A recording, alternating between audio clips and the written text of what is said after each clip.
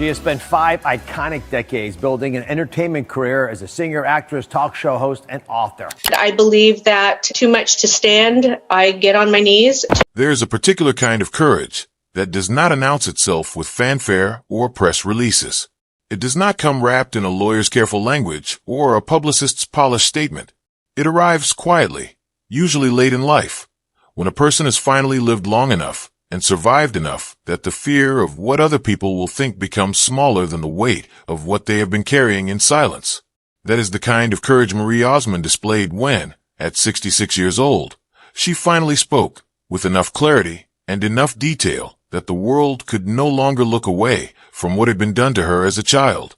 For decades, the name Marie Osmond has meant something specific to the American public. It has meant the brightest smile on any stage. It has meant the girl next door who grew up in front of the cameras and somehow stayed decent while everyone around her either burned out or sold out.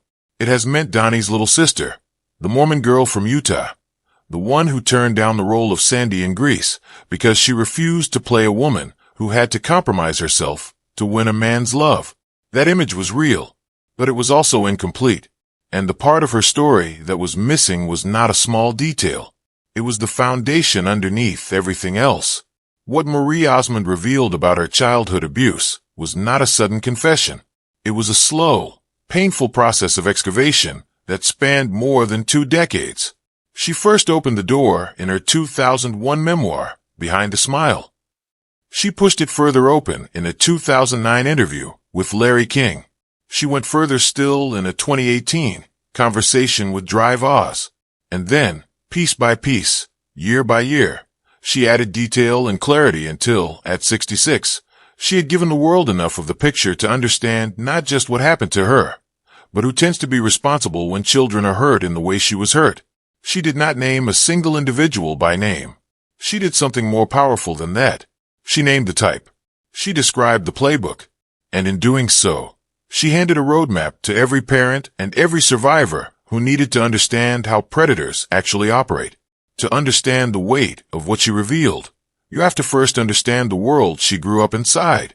Marie Osmond was born Olive Marie Osmond on October 13, 1959, in Ogden, Utah. She was the 9th child and the only daughter of George and Olive Osmond, born into a family that was already becoming a brand before she could walk. 2 of her brothers, Verl and Tom, were born deaf, and the family threw itself into the entertainment industry partly to fund the medical care those 2 boys needed. From the very beginning, the Osmond family was not simply a family. It was a machine, and every member of that machine had a role to play. Marie's role began at 4 years old. By the time most children are learning to read, Marie was learning camera angles on The Andy Williams Show. By the time she was in grade school, the family had relocated from Utah to Los Angeles, and the pace of professional life had become the only rhythm she knew. There was no ordinary childhood tucked inside the corners of that experience. There was performance, and there was the preparation for performance, and not much else. Her parents believed in the work with a deeply religious sincerity.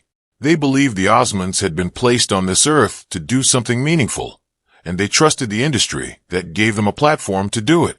That trust is precisely what the abusers exploited. Marie has been careful and deliberate about what she has, and has not said publicly. She has confirmed clearly that the people who abused her were not members of her family. They were not her parents. They were not her brothers. She has said the abuse was sexual in nature. She has said it happened multiple times and involved multiple individuals.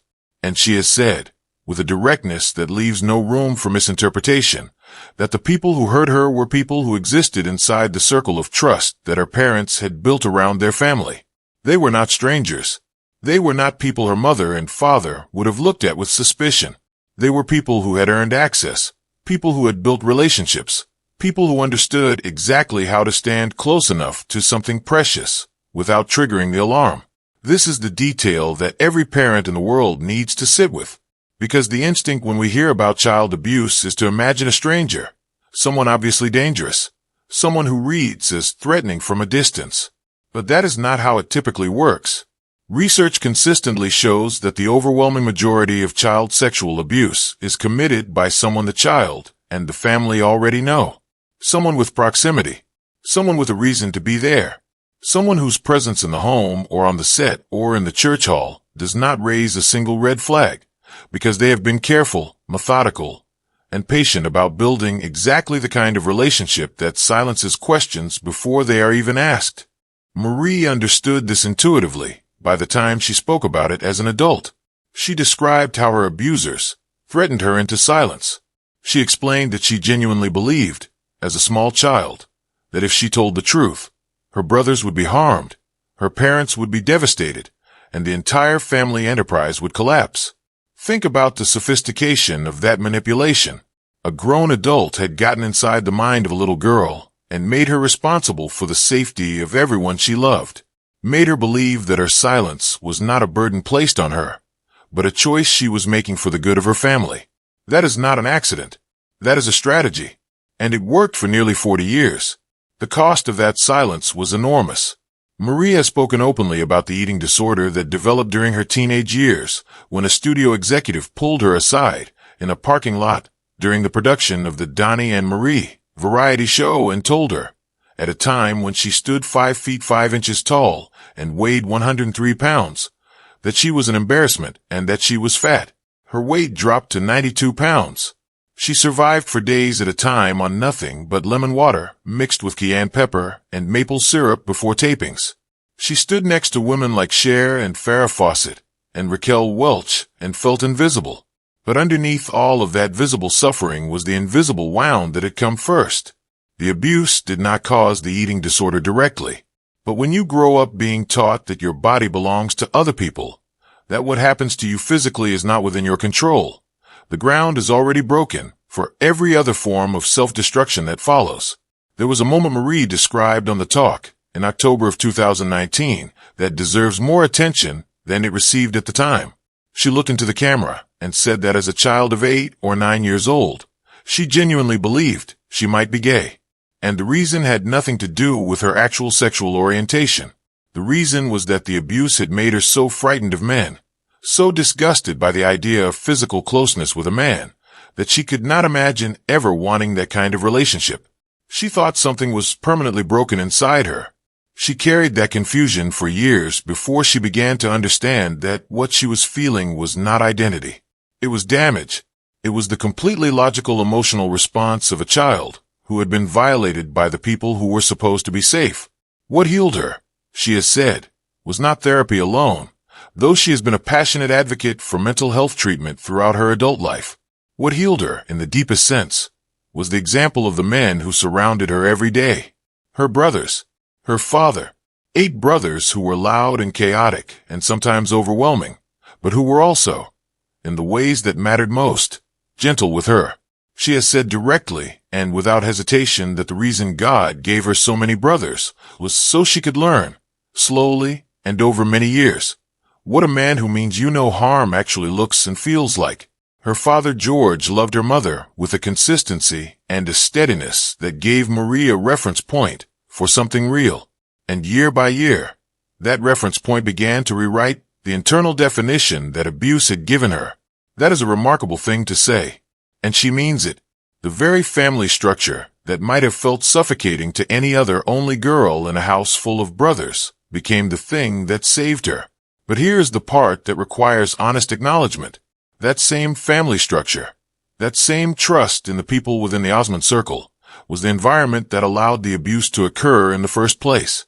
The predators who hurt Marie were there because the family trusted the people around them completely.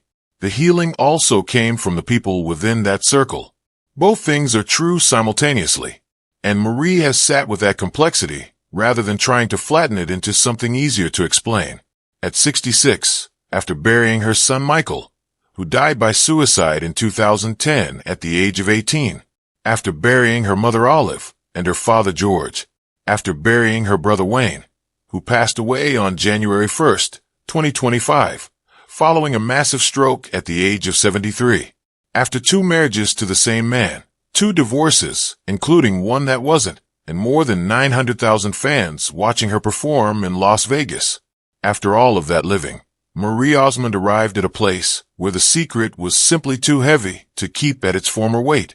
Not because she wanted the attention, not because a book deal required more detail, But because she had looked at the landscape of her own life and understood something essential, the silence had protected the wrong people for long enough. She has not named her abuser or abusers publicly by their given names. She has made clear that this is a deliberate choice, made partly to protect her family from the legal and emotional storm that would follow a naming in that specific sense. But she has done something that in many ways carries more lasting impact. She has named the method.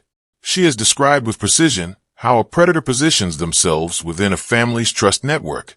She has identified the warning signs that she now recognizes in hindsight.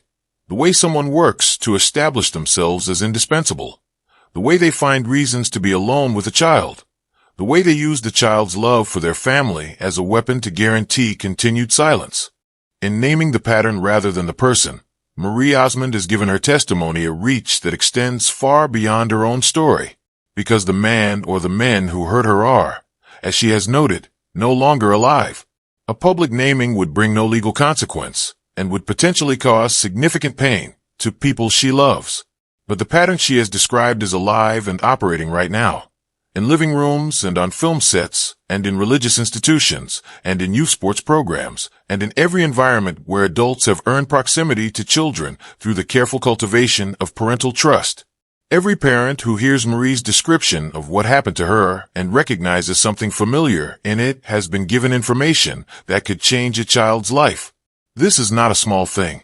Marie Osmond spent 40 years being the version of herself that the industry and the public needed her to be. The smiling girl, the good Mormon daughter, the one who handled the cruelty of Hollywood with grace and dignity, and a joke ready for every difficult moment.